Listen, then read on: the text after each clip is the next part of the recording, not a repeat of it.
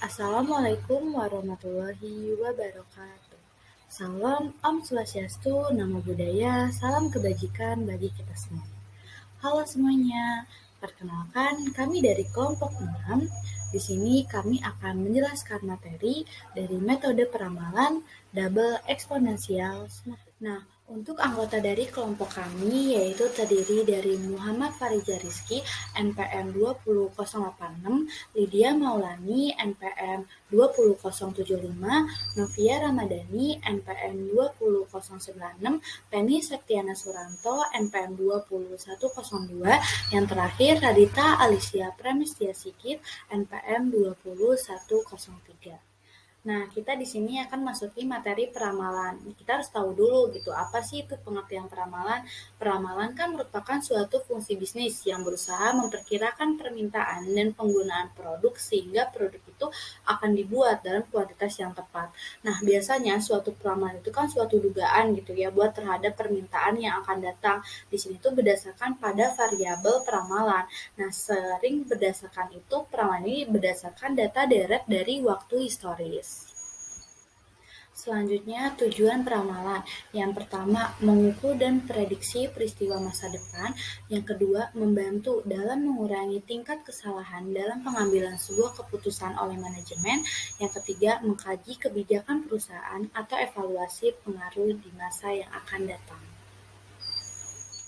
Selanjutnya merupakan metode peramalan. Nah, yaitu yang pertama ada exponential smoothing. Biasanya itu digunain gitu untuk menentukan pola data yang tidak stabil. Nah, biasanya menggunakan faktor smoothing atau alpha yang bernilai antara 0 sampai dengan 1. Lalu yang kedua itu ada regresi linear. Nah, biasanya metode peramalan ini itu apabila gitu sih sebuah data historis ini dari data aktual permintaan menunjukkan adanya suatu kecenderungan menaik dari waktu ke waktu.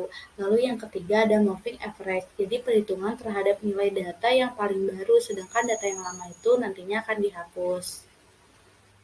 Selanjutnya ada keuntungan exponential smoothing, yaitu ada cepat, yang kedua itu mudah dihitung, dan yang ketiga itu realistik atau nyata datanya. Dan yang kedua itu ada kelemahan dari exponential smoothing, yaitu untuk data stasionarnya, terus juga dia itu hanya bisa dipakai buat jangka pendek saja gitu. Dan juga yang terakhir itu nggak ada metode gitu untuk menentukan si alpha dalam buat menggunakan trialnya. Lalu ada jenis exponential smoothing, yaitu ada dua, single exponential smoothing dan juga double exponential smoothing. Kemudian merupakan materi double exponential smoothing. Nah, pada materi DES ini itu tuh digunain gitu biasanya kan untuk sebuah menentukan data yang menunjukkan adanya sebuah tren kenaikan. Nah, pada metode DES ini juga biasanya kan kita menentukan sebuah besarnya alpha secara trial dan juga error. Nah, pada metode ini proses smoothingnya itu dilakukan sebanyak 2 kali. Adapun tahapan dalam menentukan sebuah peramalan. Yang pertama, kita menentukan smoothing pertama dulu. Rumusnya itu kan S aksen T sama dengan alpha dikali XT itu ditambah 1 dikurangin alpha dikali S aksen T dikurangin 1. Yang kedua itu kita menentukan smoothing kedua, yaitu rumusnya itu kan S double aksen T, dimana sama dengan alpha dikali S aksen T ditambah 1 dikurangin alpha itu dikali S double aksen T dikurangin 1. Yang ketiga itu kita menentukan besarnya konstanta atau A, di mana rumusnya kan A sama dengan S aksen T itu ditambah S aksen T dikurangin S double aksen T. Nah, yang keempat itu kita menentukan besarnya slope atau koefisien tren. Nah, jadi rumusnya itu di sini menandakan sebuah B. Jadi B di sini tuh A dibagi 1 dikurangin A, terus dikali S aksen T dikurangin S double aksen T. Nah, yang terakhir kita menentukan besarnya forecasting. Rumusnya itu kan FT ditambah M itu sama dengan AT ditambah BT dikali M. Nah, di mana si M-nya itu jumlah buat menentukan periode ke depannya gitu yang diramalkan. Sehingga FT ditambah M ini merupakan nilai periode ke T.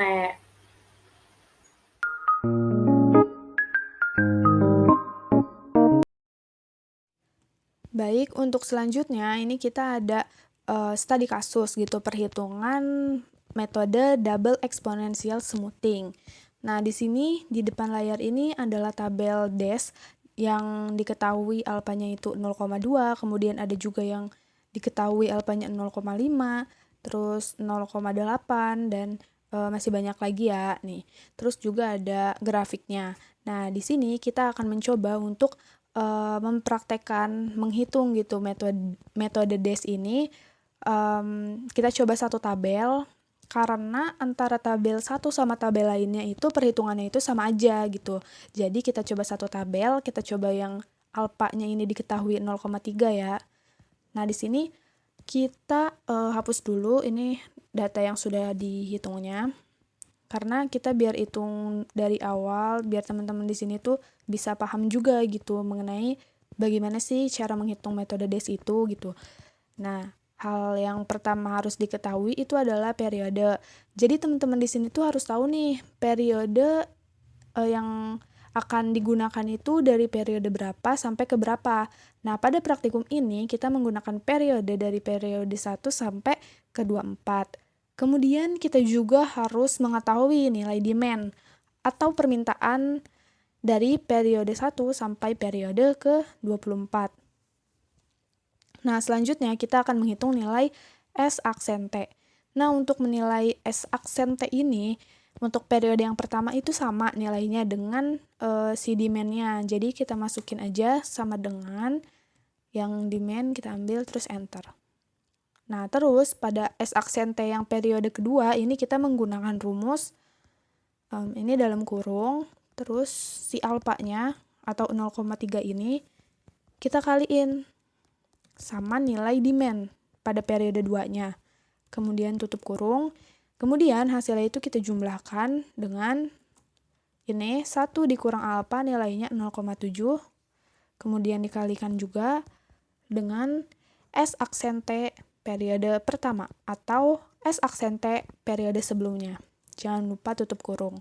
Nah, karena nilai si alfa ini nantinya akan digunakan untuk perhitungan sampai ke bawahnya, ini kita kunci. Kita kunci biar enggak berubah. Kemudian juga yang ini nilai 0,7 ini kita kunci juga.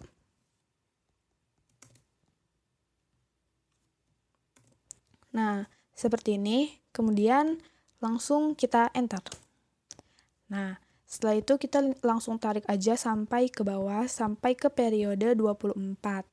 Nah, ini dia hasilnya. Jadi, untuk mencari S aksen T itu adalah ini, si alfanya ini kita kalikan dengan demand, kemudian hasilnya dijumlahkan dengan hasil perkalian antara 1 dikurang alfa atau 0,7 ini dikali dengan S aksen T periode sebelumnya atau periode 1 gitu.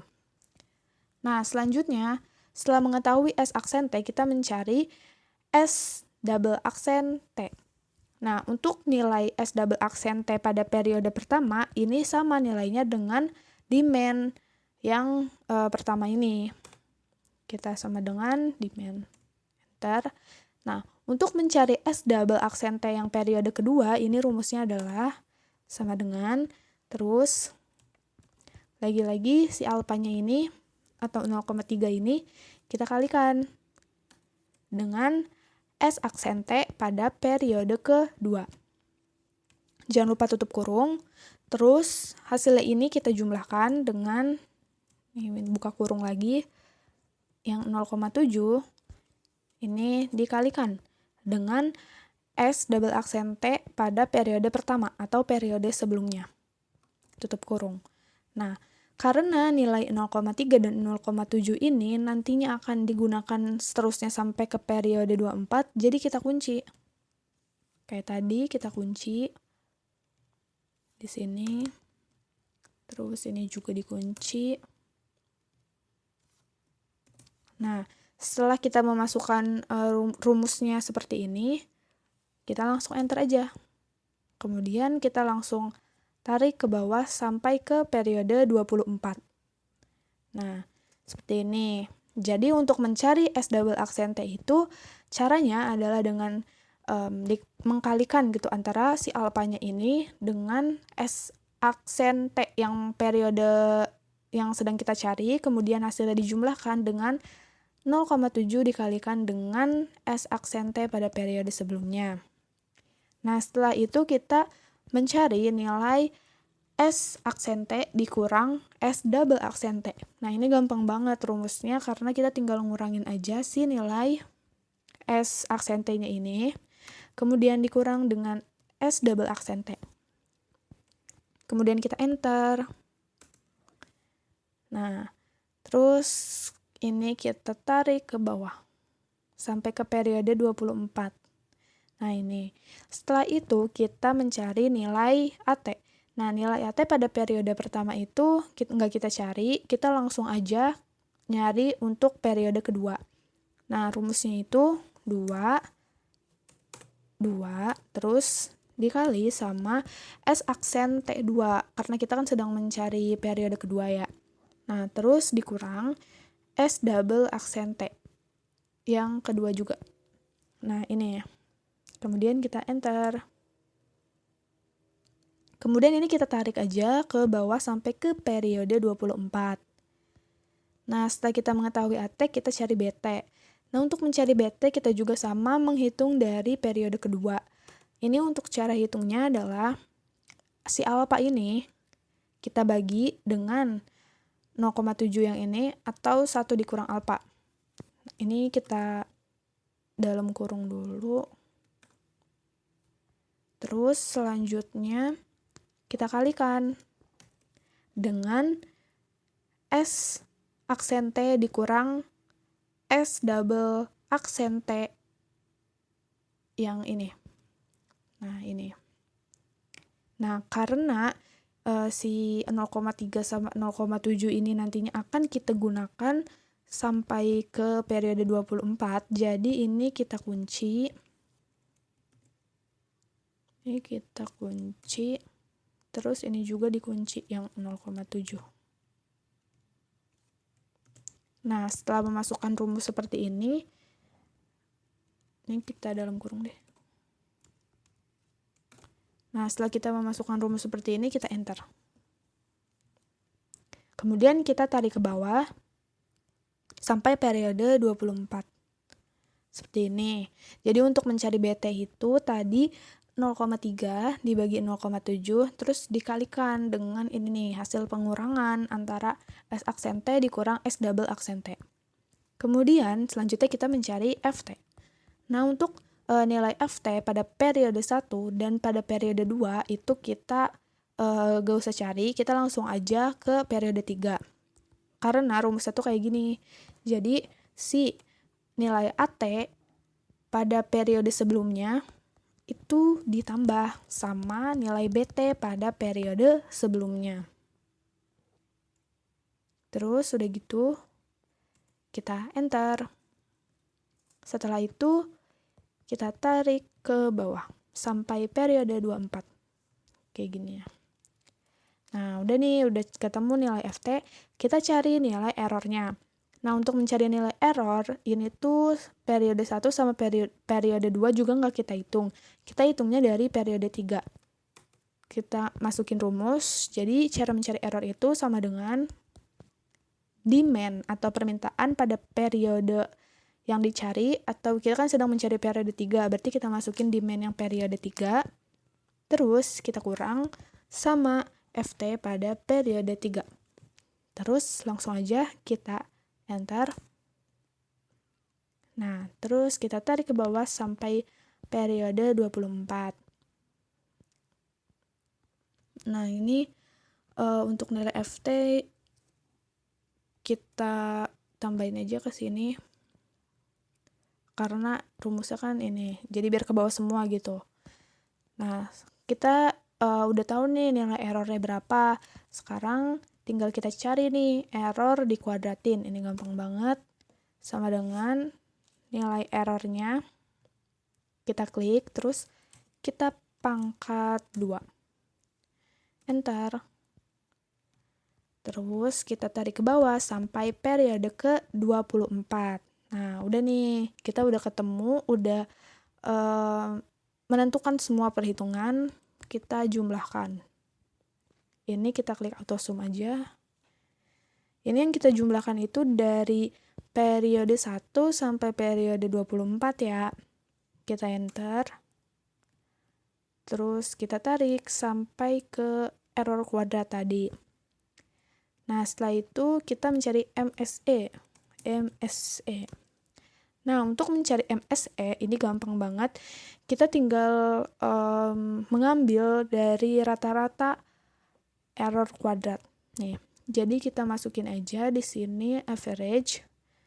Terus kita tarik nih dari yang periode 3 sampai periode ke-24. Terus kita enter.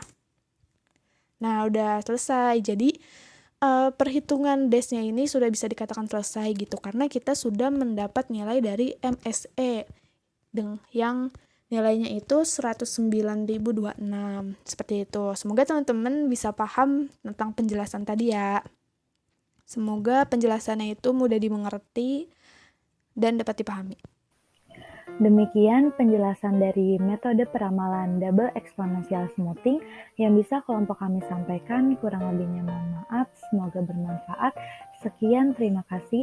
Wabillahi taufiq walhidayah. Wassalamualaikum warahmatullahi wabarakatuh.